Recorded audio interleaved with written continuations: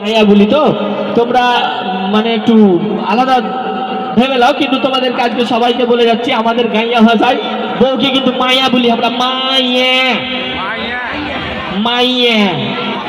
হ্যাঁ